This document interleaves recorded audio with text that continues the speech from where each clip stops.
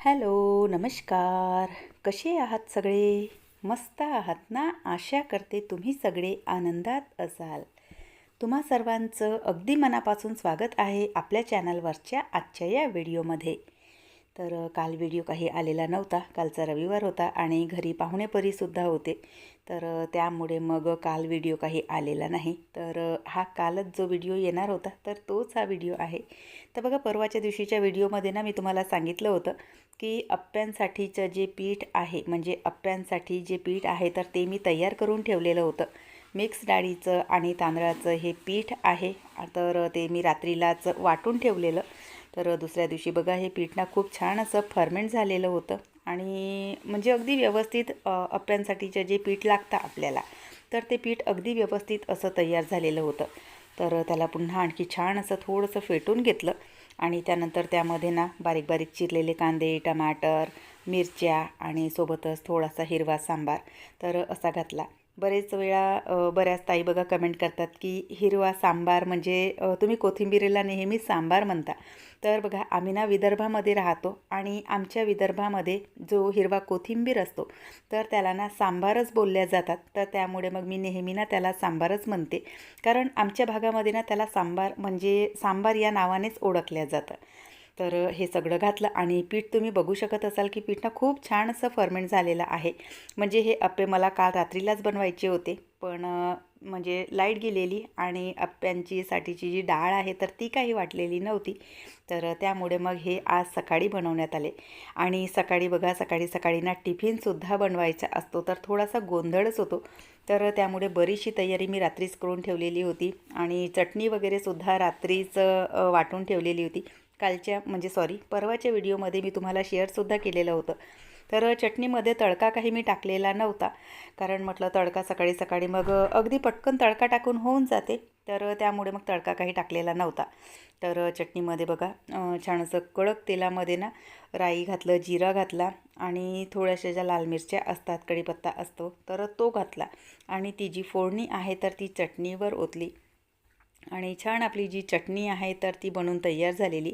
सगळी जी चटणी आहे ती मी रात्रीलाच वाटून ठेवलेली होती. परवाच्या दिवशीच्या व्हिडिओमध्ये तुमच्यासोबत शेअरसुद्धा केलेलं होतं. आपले जे अप्पे आहेत ते सुद्धा बनलेले आहेत, म्हणजे बनणं तयारच आहे. पण पहिला जो फेर आहे तो निघाला, कारण सकाळी सकाळी बघा टिफिनची घाई असते. त्यामुळे मग यांना नाश्त्याला वगैरे दिलं. मुलांची तशी सुट्टी होती.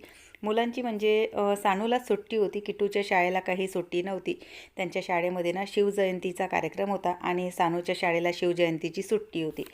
असं होतं आणि तिचे पप्पा ऑफिसला जाणार होते. त्यांचा जो टिफिन आहे तो मी बनवून दिला आणि त्यानंतर मग आमच्यासाठीच्या सुद्धा आणखी पोळ्या वगैरे शेकून ठेवल्या. आणि त्यानंतर बघा, सानू घरी होती ती म्हणाली की थोडेसे जे अप्पे आहेत ते मी करून बघते म्हणून. बघा, मुलांना ना या अशा छोट्या छोट्या ज्या गोष्टी आहेत ते त्यांना करायला आवडतात. त्यामुळे मग अप्पे तिने काढले आणि त्यानंतर किट्टूचे बघा इथे नाटक चालू आहे, शाळेत जाणार नाही त्यासाठी. कशाची सुट्टी पाहिजे? शिवाजी जयंतीची सुट्टी शाळेवाल्यांना दिली.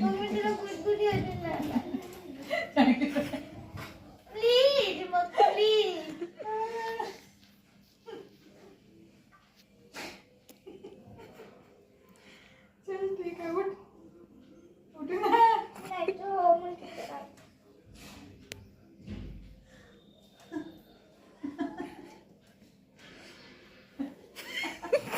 मी अजून गुदगुदी लावीन तुला.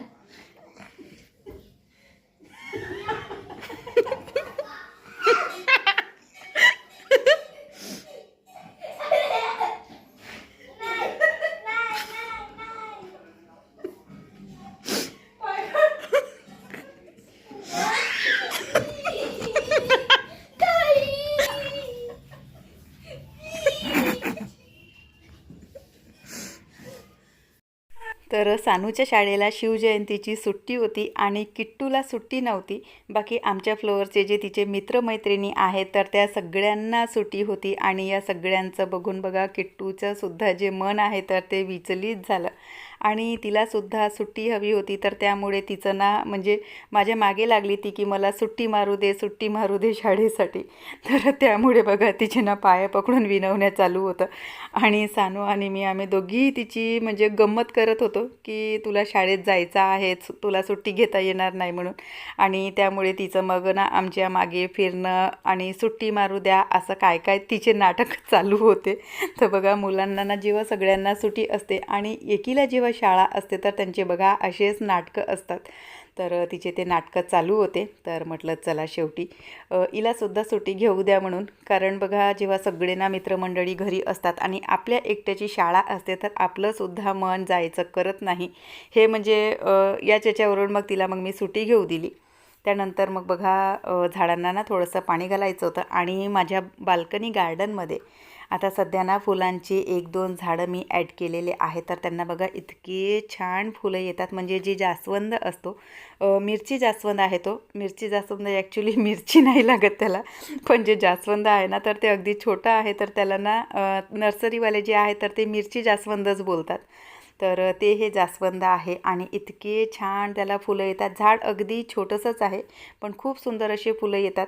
पण त्यातही बघा प्रॉब्लेम असा होतो की आमच्या बाल्कनीमध्ये ना खूप चिमण्या येतात आणि त्या चिमण्यांनी बघा ह्या ज्या फुलांच्या कळ्या आहेत तर त्या सगळ्या कळ्यांना कुरतडून ठेवलेल्या आणि त्यामुळेच मग ना जे फुलं आहेत तर फुलंसुद्धा पाहिजे तेवढे काही व्यवस्थित असे म्हणजे खुलून दिसत नाही. तर मग म्हटलं की असू द्या, नंतर तिथे कधीतरी जाळी वगैरे टाकणार. पण बघा छान वाटतं की आपल्या बाल्कनीतले फुलं आपण आपल्या देवांना चढवतो किंवा कधीकधी असं होतं की फुलं नसतात घरी.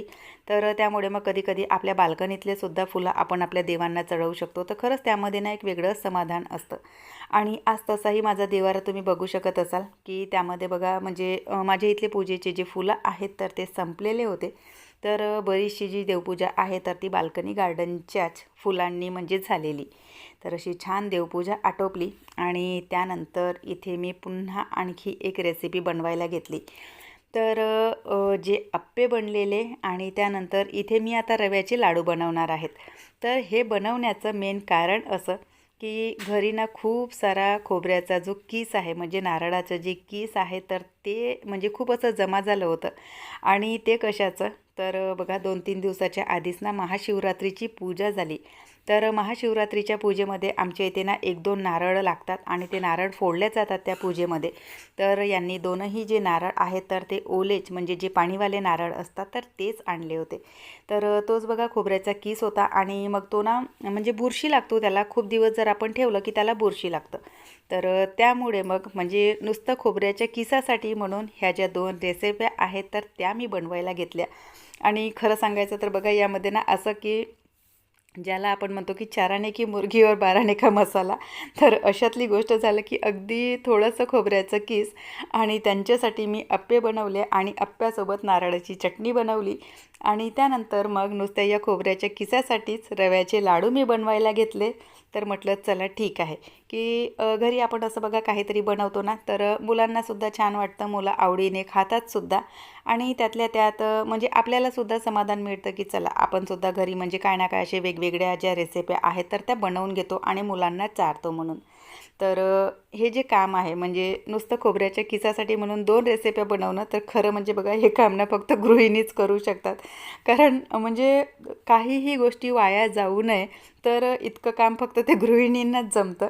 तर त्यामुळे मग म्हणजे नुसत्या खोबऱ्याच्या किसासाठी मी इथे 2 रेसिप्या माझ्या ह्या बनवल्या. तर छान मस्त रवा भाजून घेतला आणि रव्याचे लाडू बनवताना बघा त्यामध्ये ना मी चांगलं असं जास्त तूप घालते आणि त्याच्यामध्ये ते सगळं असं भाजते.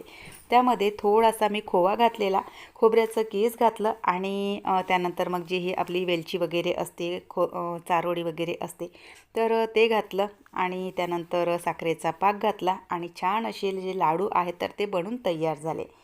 तर चला आजचा जो व्हिडिओ आहे तो मी इथेच संपवते. आशा करते तुम्हाला आवडला असेल. व्हिडिओ कुठे जरी आवडला असेल तर लाईक करा, चॅनलवर पहिल्यांदा आले असाल तर सबस्क्राईब करा, बेल आयकॉनसुद्धा क्लिक करा. तर चला आपण भेटूया नंतरच्या व्हिडिओसोबत.